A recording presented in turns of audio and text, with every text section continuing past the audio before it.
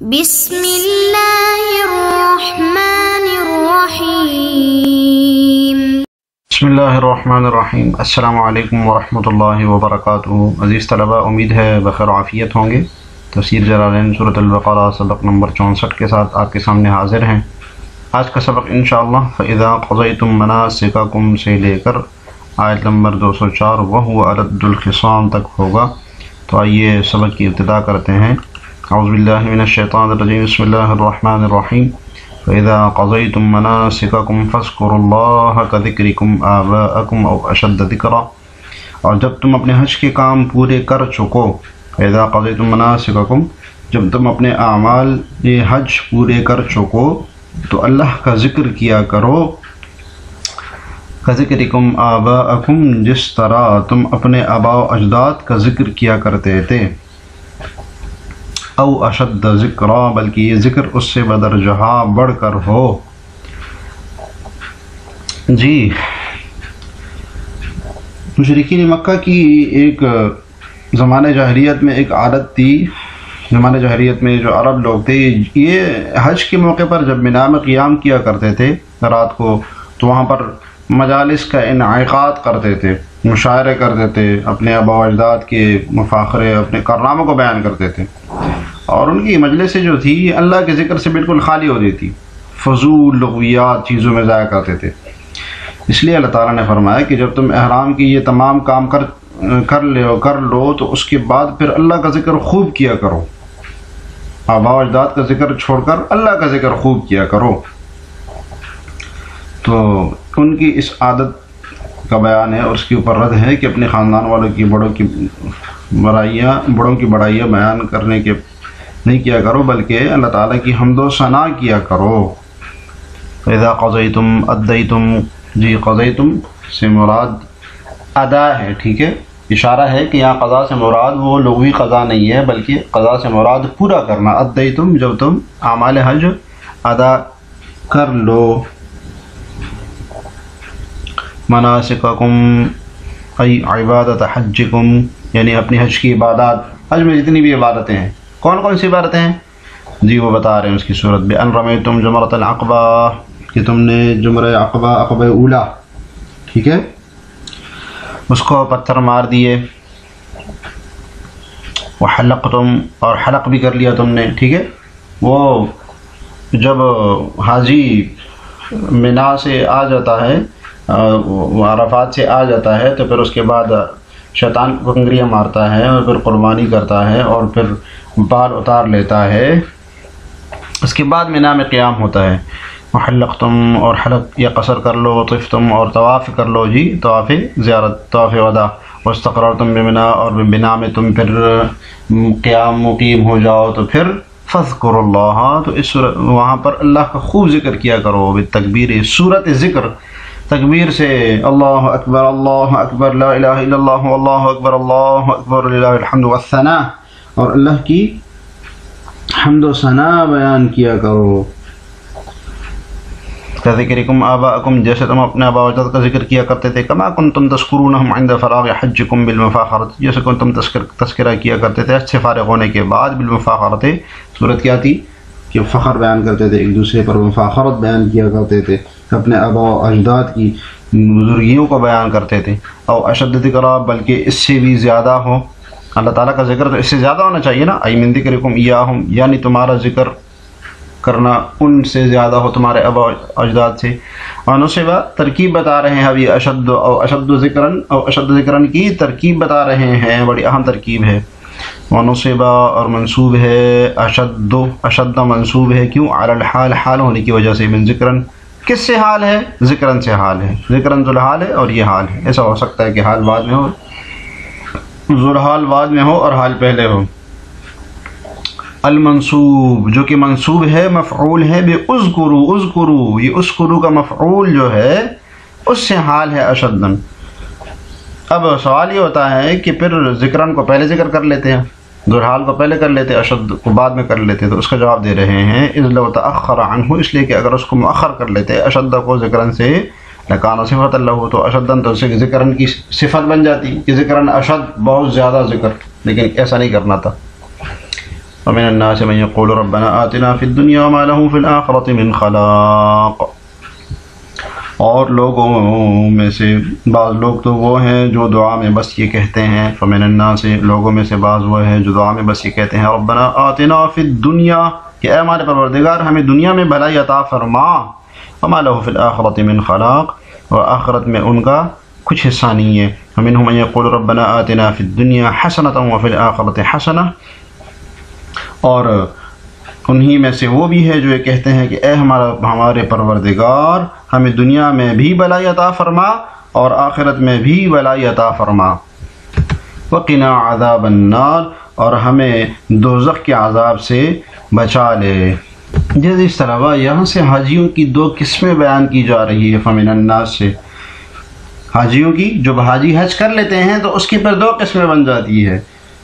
تو جس طرح انسان ساری زندگی تودع کرتا ہے اور اس کا طلب، اس کا مطلب صرف حصول دنیا ہوتی ہے، اسی طرح حج بھی دنیاوی اغراض و مقاصد کے لیے کیا جاتا ہے۔ تو پہلی قسم کے وہ لوگ وہ ہیں جو کہ دنیا کے اغراض و مقاصد کے لیے حج کرتے ہیں، تو اس لیے حج سے فارغ ہو کر اپنے آباء و اجداد کا مفاخرہ بیان کرتے ہیں اور ان جگہوں کا جو کہ مقدس ہیں ان کا بیان کرتے ہیں، اور اپنے مال و دولت کا، مال مویشی کا دشمن پر فتح ہونے کے لیے دعا کرتے ہیں۔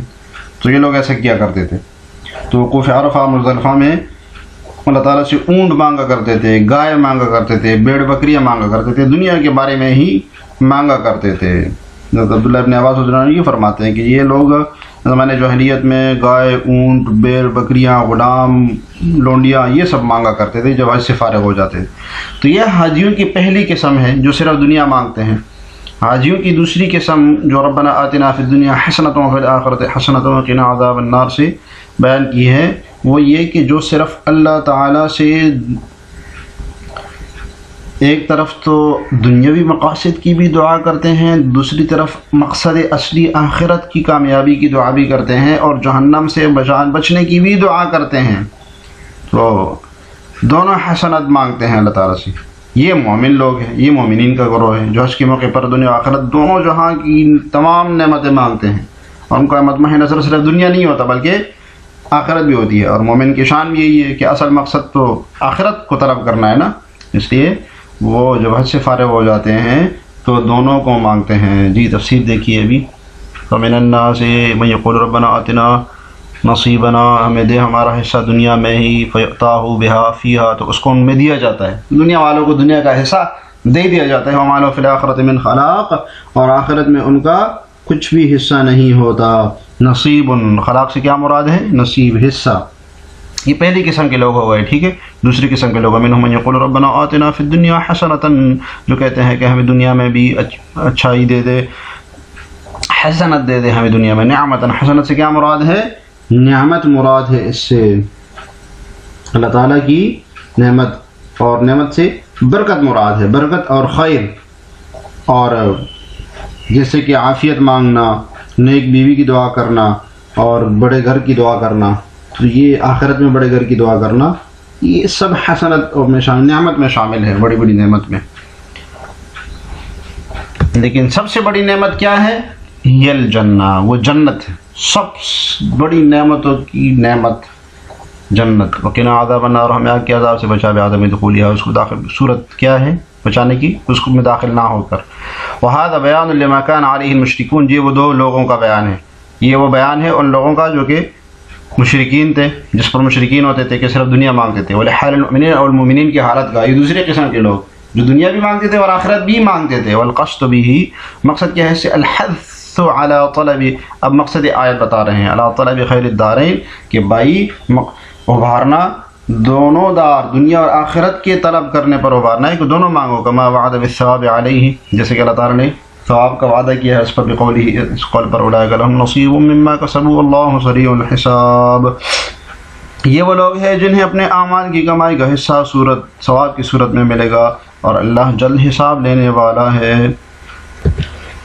جی اولئک لہم نصیب، ثواب، نصیب سے مراد ثواب ہے، مما کسبوا، من اجل، یہ من ہے جو من اجلیہ ہے، اجل کے لیے آیا ہے، کس یعنی اس وجہ سے جو انہوں نے کمایا. کیا کمایا؟ عملوا من الحج و دعاء، یعنی جو عمل کیا انہوں نے حج میں اور دعا کی. اس کا مطلب دعا الگ سے ایک عبادت ہے حج میں. اللہ سریع الحساب، اور اللہ تعالیٰ جلدی حساب دینے والے ہیں. اللہ تعالیٰ نے فرمایا کہ بہت جلد اپنی سارے مخلوق کا حساب لے گا اور اس پر جلد سزا و جزا دے گا. حسن رضی اللہ عنہ فرماتے ہیں کہ جتنی دیر میں آنکھ چپکتی ہے نا، اللہ اس سے بھی جلدی حساب لینے پر قادر ہے. اللہ تعالیٰ اس سے بھی جلدی حساب لے گا. اللہ اکبر. یحاسب الخلق کلہم، ساری مخلوق کا حساب لے گا. فی قدر نصف نہار من ایام الدنیا. سبحان اللہ. دنیا کی آدھے دن کی مقدار کے برابر. یہ حدیث بذالک، اس پر حدیث بھی وارد ہوئی ہے، اس بارے میں حدیث بھی آئی ہے. حضرت عبداللہ بن عباس رضی اللہ عنہما فرماتے ہیں کہ حساب اتنی اولیاء کے لیے اتنی تھوڑی دیر کے لیے ہوگا کہ بالکل جیسے آدھا دن، اور جیسے میں نے حسن کا قول بھی بیان کیا کہ آنکھ جو پکنے کے برابر اللہ تعالیٰ حساب لیں گے. وَاذْكُرُوا اللَّهَ فِي أَيَّامٍ مَّعْدُودَاتٍ، اور اللہ کا ذکر کرو کئی روز تک. فی ایام معدودات، کئی روز تک اللہ کا ذکر کرو. فمن تعجل فی یومین، پھر جو شخص 2 دن میں مکہ واپس آنے میں تعجیل کرے، فلا اثم علیہ، اس پر کوئی گناہ نہیں. ومن تأخر فلا اثم علیہ، اور جو شخص 2 دن میں تاخیر کرے اس پر بھی کوئی گناہ نہیں. من اتقا، اس شخص کے واسطے جو خدا سے ڈرے. واتقوا اللہ، اور اللہ سے ڈرتے رہو. اعلموا انکم الیہ تحشرون، یقیناً تم سب کو اللہ ہی کے پاس جمع ہو جانا ہے. جی اب حج کے باقی جو معمولات ہیں اس کا بیان ہے کہ عید کے دن سے لے کر یعنی 10، 11، 12 یہ 3 دن جو ہے، ان 3 دنوں میں حلق، قصر، قربانی کی جاتی ہے. حلق اور قصر کیا جاتا ہے. تو اب ان 3 دنوں میں بہت زیادہ اللہ کا ذکر کرنے کا حکم ہے کہ بہت زیادہ ذکر کیا کرو. لیکن اب ایک مسئلہ بھی بتایا ہے کہ جو شخص عید کے بعد صرف 2 دن یعنی 12 ذی الحج تک مینا میں قیام کر کے واپس آ جائے تو اس پر کوئی گناہ نہیں ہے، اور جو تیسری دن یعنی 13 ذی الحج تک قیام کرے اس پر بھی کوئی گناہ نہیں ہے. دونوں صورتوں میں اختیار ہے. البتہ افضل بات یہ کہ تیسرے دن یعنی 13 ذی الحج تک وہیں پر ٹھہرا رہے. تو مسئلہ اب یہ ہے کہ جو شخص دوسرے دن یعنی 12 ذی الحج کو غروب آفتاب سے پہلے مینا سے چلا گیا اس پر تیسرے دن رمی واجب نہیں ہے. لیکن مینا میں اگر سورج غروب ہو گیا، اس سے غروب آفتاب ہو گیا، تو اب تیسرے دن رمی کرنا واجب ہے اس کے اوپر. رمی سے پہلے جانا مینا سے جائز نہیں ہے. لیکن اس دن تیسرے دن اب یہ رمی میں رعایت ہے کہ زوال سے پہلے بھی رمی کر سکتے ہیں. تو یہ مسئلہ بیان ہوا ہے اس میں. وَاذْكُرُوا اللَّهَ، اللہ کا خوب ذکر کرو بالتکبیر. صورت ذکر کیا ہے؟ تکبیر.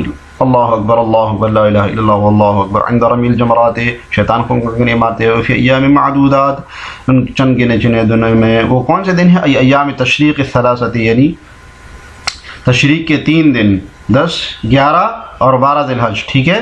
ایام تشریق سے کون سے دن مراد ہے؟ تشریق کے 3 دن جو قربانی کے دن ہوتے ہیں، 10، 11 اور 12 ذی الحج، جو وہ عید کے جو دن ہوتے ہیں. فمن تعجل ای استعجل بالنفر من منا، یعنی جو جلدی کرے منا سے جانے میں. فی یومین، ان 2 دنوں میں. ای فی ثانی ایام تشریق، ٹھیک ہے، وہ 2 دن 11 اور 12 ذی الحج کو. بعد رمی جمارہ، شیطان کو کنکریاں مارنے کے بعد. فلا اثم علیہ، اس پر کوئی گناہ نہیں ہے. بالتعجیل، جلدی جانے میں. جلدی چلا جائے تو کوئی مسئلہ نہیں، لیکن غروب آفتاب سے پہلے. ومن تأخر، اور جو مؤخر ہو جائے یعنی تیسرے دن میں رک جائے، بہا، وہاں پر مینا میں. حتی بات لیلۃ الثالث، یہاں تک کہ تیسری رات گزر جائے، یعنی تیسرا دن بھی گزار لے. اور رما جمارہ ہو، اور اس نے کنکریاں بھی مار لی. فلا اثم علیہ، اس پر بھی کوئی گناہ نہیں ہے. بذالک ای ہم مخیرون فی ذالک، اس میں اختیار ہے اس کو. تو یہ رد ہے مشرکین مکہ کے اس عقیدے کا جو اس کو بہت زیادہ ضروری سمجھتے تھے. ٹھیک ہے. اور دوسرا یہ کہ اشارہ کر رہے ہیں کہ لمن اتقى جو ہے نا، ہم مخیرون مبتدا ہے، اور من اتقى آگے جو آ رہا ہے یہ خبر ہے اس کی. ٹھیک ہے. مبتدا محذوف ہے. ایہم مخیرون فی ذالک، ونفی الاسم، اور گناہ کو کی نفی کرنا. صاحب جلالین نے یہ دوسرا مبتدا بھی نکالا ہے. اور جو گناہ کی نفی ہے نا، فلا اسم علیہ، یہ کس کے لیے ہے؟ لمن اتقى، شخص کے لیے ہے جو کہ اللہ سے ڈرے. اللہ فی حجی، اپنے حج میں اللہ سے ڈرے. لأنہ الحاج علی الحقیقت، اس لیے حقیقت میں وہ حاجی ہے. اصل حج اللہ تعالیٰ، ٹھیک ہے. اتقوا اللہ، اور اللہ سے ڈرتے رہو. وعلموا انکم الیہ تحشرون، اسی کی طرف تمہیں جمع کیا جائے گا. فی الآخرۃ، آخرت میں. فیجازیکم باعمالکم، تمہیں اپنے اعمال کا بدلہ دیا جائے گا. ومن الناس من يعجبك قوله في الحیاۃ الدنیا ویشهد اللہ علی ما فی قلبہ وهو رد الخصام.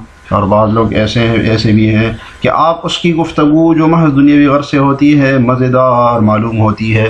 يعجبك قوله في الحیاۃ الدنیا، آپ کو مزیدار لگتی ہے وہ اس کی گفتگو جو دنیاوی مقصد کے لیے ہوتی ہے. ویشهد اللہ علی ما فی قلبہ، اور اللہ تعالیٰ کو حاضر ناظر بتاتا ہے اپنا ما فی الضمیر پر. وهو رد الخصام، حالانکہ حقیقت میں آپ کی مخالفت میں نہایت ہی جھگڑالو اور سخت مخالف ہے. جی حج کے اعمال پورے ہو گئے. اب آگے کچھ بدقسمت لوگوں کا بیان ہے، منافق قسم کے لوگوں کا بیان ہے.